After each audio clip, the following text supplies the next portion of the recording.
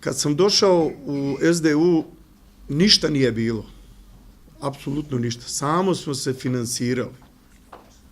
I poslije prvi ovih zadnjih izbora dobili smo 17 vijećnika. Poslije pola godine, godinu dana, počeli su spletkarenje i počeli su podjele. Ja sam to primijetio u opštinskoj organizaciji jer sam potpredsjednik opštinske organizacije Centar i vidio sam da se nešto loše dešava. Jer, pošto nisam nikad bio ni jednoj stranci, nisam razumio da ljudi mogu biti dvolični. A evo ispade da nam je predsjednik bivši troličan, ne dvoličan. Prvo je počeo da ponižava ljude koji su dali sebe za ovu državu.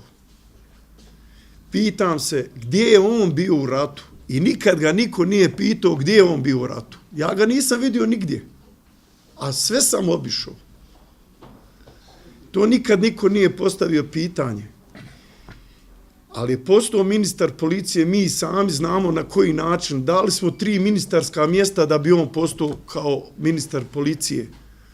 I onda je sa svojom pozicijom ministra iskoristio svoje ovlasti ministra da pravi ovo stranci što je napravio.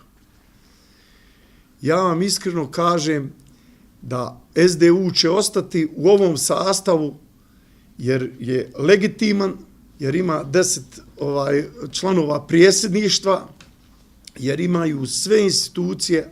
Gledam tamo u Vogošći što su imali i neka idu oni tamo u Vogošću, a evo vidite gdje smo sada.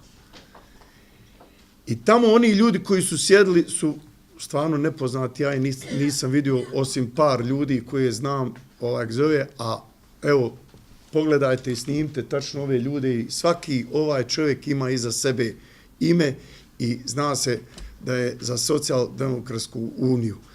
I Socijaldemokratska unija za sve nas će ostati i preživit će i ovo i mislim da je dosta spletkarenja i mislim sa kongresom zadnjim da ćemo izabrati po statutu novog predsjednika.